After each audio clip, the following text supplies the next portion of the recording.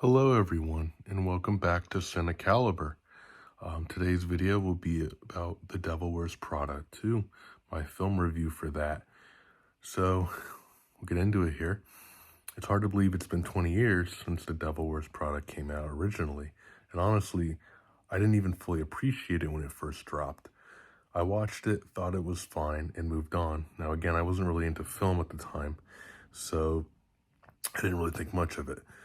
It wasn't until my wife got into it recently and I rewatched it with her that it really hit me. That film was a masterpiece. Like, genuinely, one of the best comedies of the 2000s. The performances, the writing, the fashion, the tension, it all just works on a level I hadn't given it credit for.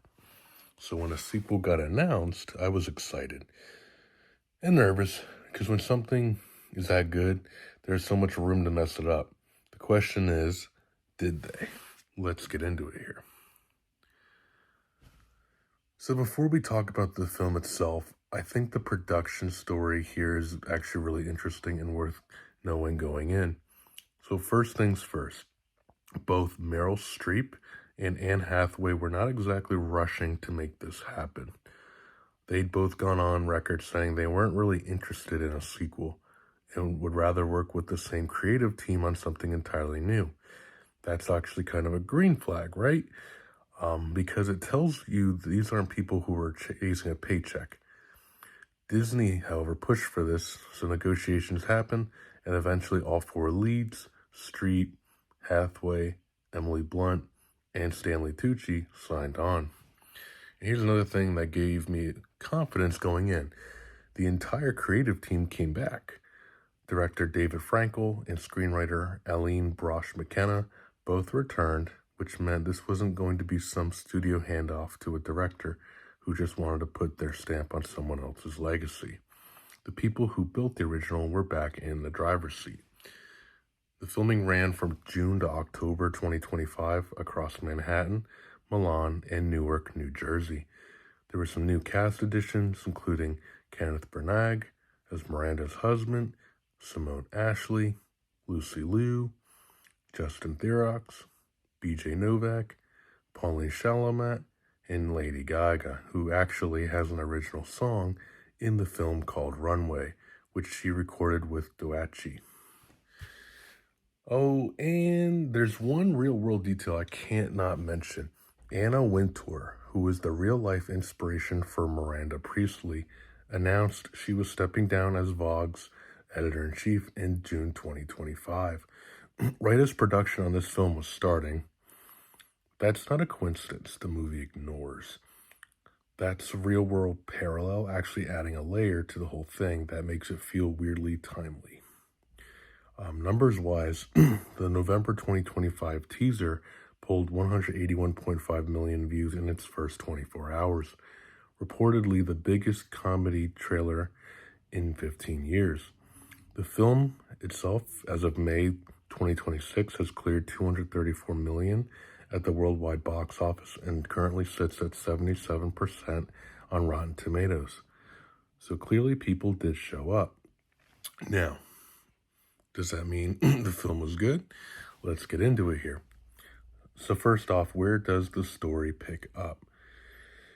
20 years have passed. Miranda is still at the helm of Runway, but the world around her has changed completely. The print media industry is dying, digital is eating everything alive, and for the first time, Miranda Priestly isn't untouchable. Her story in this film is essentially a reckoning with irrelevance. Watching the most powerful woman in fashion have to confront the fact that the world that she dominated may not exist much longer. Meanwhile, Andy is back, not as an assistant this time, but as Runway's new features editor, so she's got actual power now. And Emily has leveled up into the luxury brand world as a high-powered executive. There's also a major scandal looming that threatens to bring the whole Runway empire down, which is the engine driving most of the plot forward. The backdrop the film is working with, the collapse of print media, the rise of tech bros buying up legacy publications, is genuinely compelling and honestly felt relevant to stuff I deal with even in my own work. Basically, you either adapt to the changing world or you get left behind. That's the thesis of this film, and it lands very well. So what else did this film get right? The good. What was a hit? The good. There's a lot. So I did like that it honored the original without feeling like a copy. The biggest risk with a legacy sequel is that it just becomes a highlight reel of the first film. And while there are some nostalgic callbacks here, some of which I'll get to in the criticisms, the film mostly earns its place by actually moving these characters forward rather than just recycling what made the original work. When the film picks up, nothing has lost a beat. These characters feel like they've lived 20 years of life, and that's not easy to pull off in any kind of film. The performances also were astounding. Let's start with, excuse me, Meryl Streep, because obviously, her return as Miranda Priestly is genuinely a treasure. She still wears that cold, commanding arrogance like it was tailored specifically for her. But what's new here is the vulnerability underneath it. There's a scene where you see her hanging her own coat. And if you don't remember the first film, Miranda would never do that. That tiny moment says everything about where her character is now her character is now without a single line of dialogue. That's great filmmaking, in my opinion. Then you also have Anne Hathaway as Andy, who's also really good. The nervous, wide-eyed assistant is completely gone. She walks into scenes with authority now, and the dynamic between her and Miranda has genuinely evolved.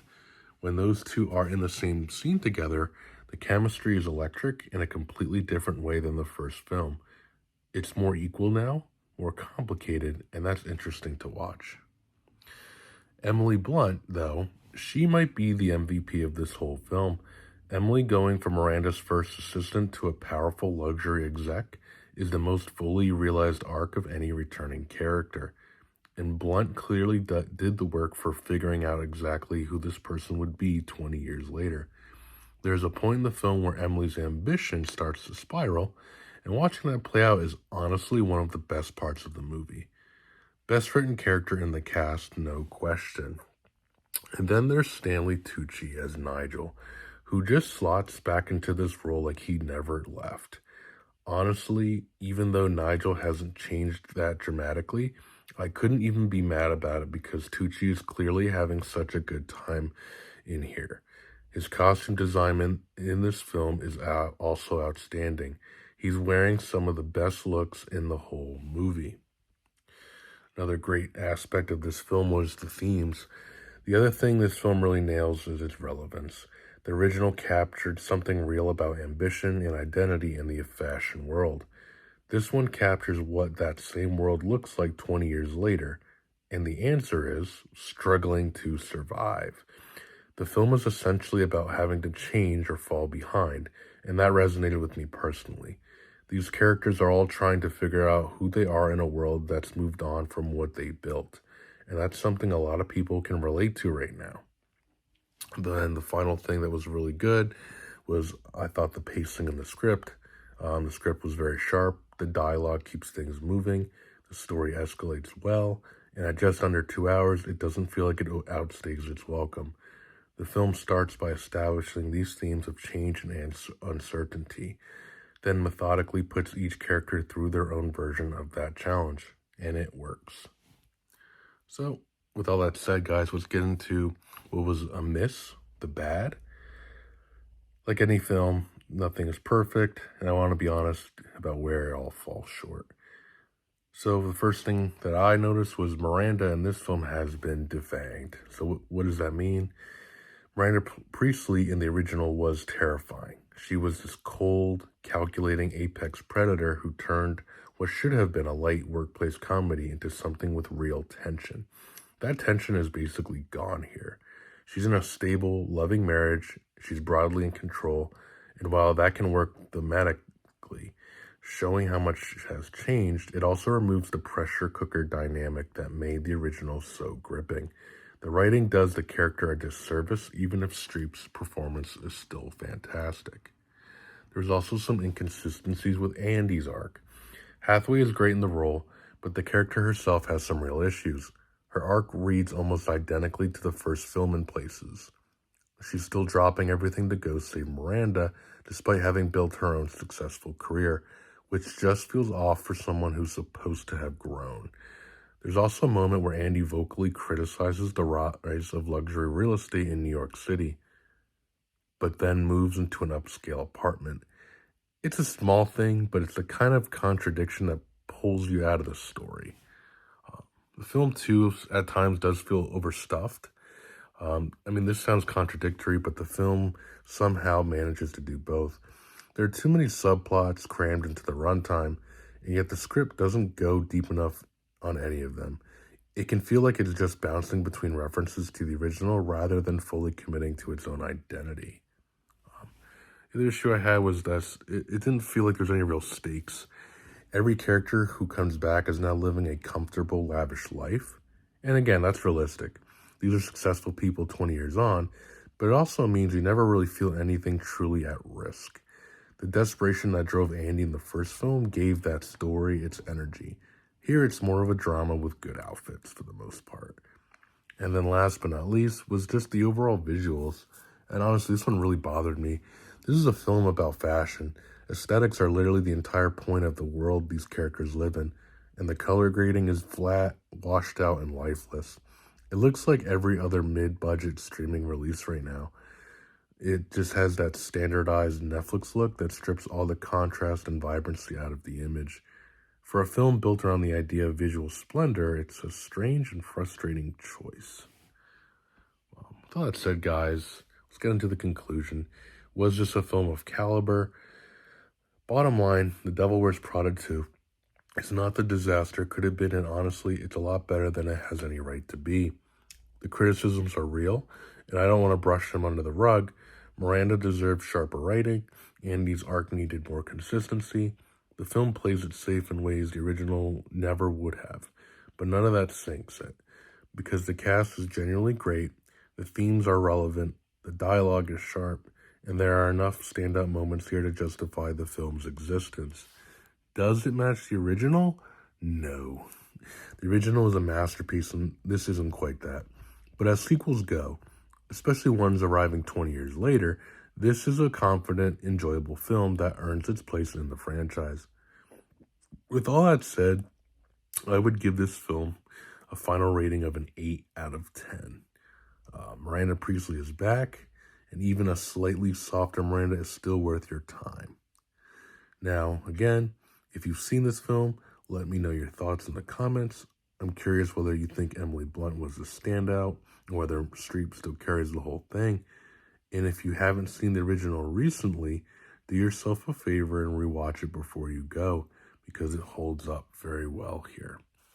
And that is all that I have for today, guys. As always, please comment, like, and subscribe to this channel. And that is all. And this is Jake from CINECALIBER.